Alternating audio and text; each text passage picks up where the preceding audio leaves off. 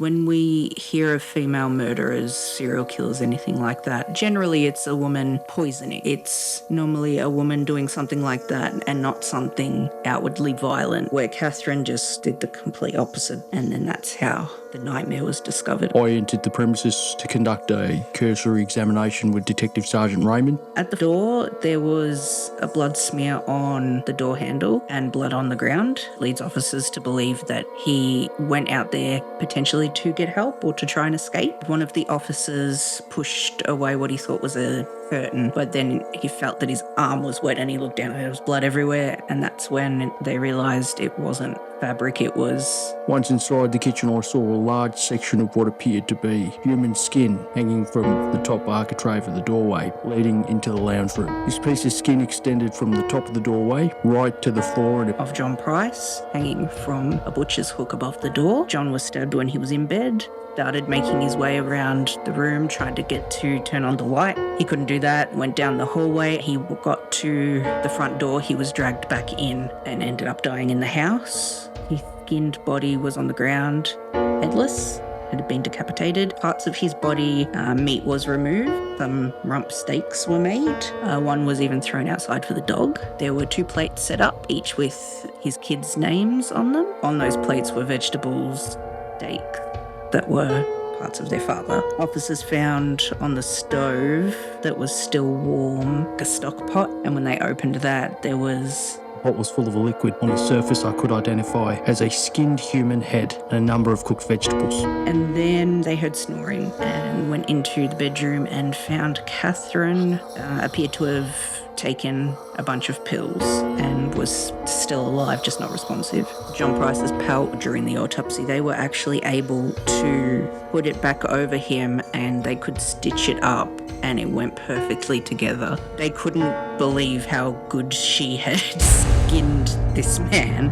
Catherine Knight seemed to be a very erratic person. When she was nice, she was lovely. When she was mad, she was mad. John, by all accounts, he was a good guy, good dad, caring, friendly. They worked in the mines. He seemed to be one of those just genuine people. John and Catherine were similar in the sense that they both left school early and weren't really able to read or write very well. Catherine seemed to have a kind, loving side and then a crazy, violent side, and you wouldn't know which one you were going to run into down the street. Catherine and John Price started going out in 1993. Later on in the relationship, he tried to kick her out. In retaliation, she videotaped some supplies that John had taken from work. They were just out of date supplies that were thrown away, but she videotaped them saying that he was stealing from his workplace, and she turned it into his boss and got him fired. And that was her way of,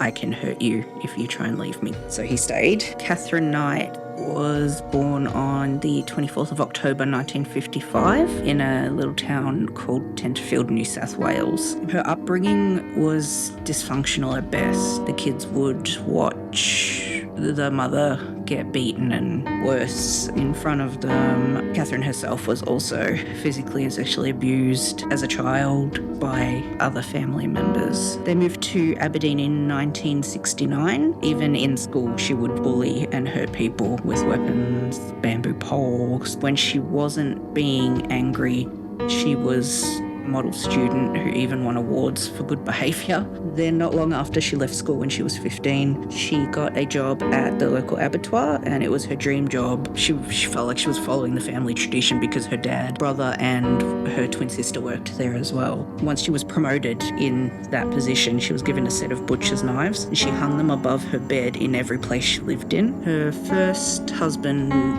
was another abattoir worker, David Kellett, woke up to her strangling him on their wedding night because he didn't have sex with her 5 times. He only had sex with her 3 times that night. She hit David over the back of the head and burnt all his clothes because he got home from a darts competition late one night, and that put him in hospital.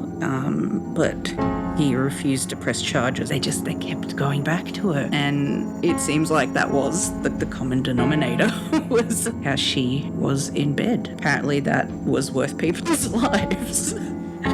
Yeah, she wasn't well. Catherine was the stereotypical bogan who, when people say, "Oh, she's crazy, you don't want to cross her," you actually really don't want to cross her.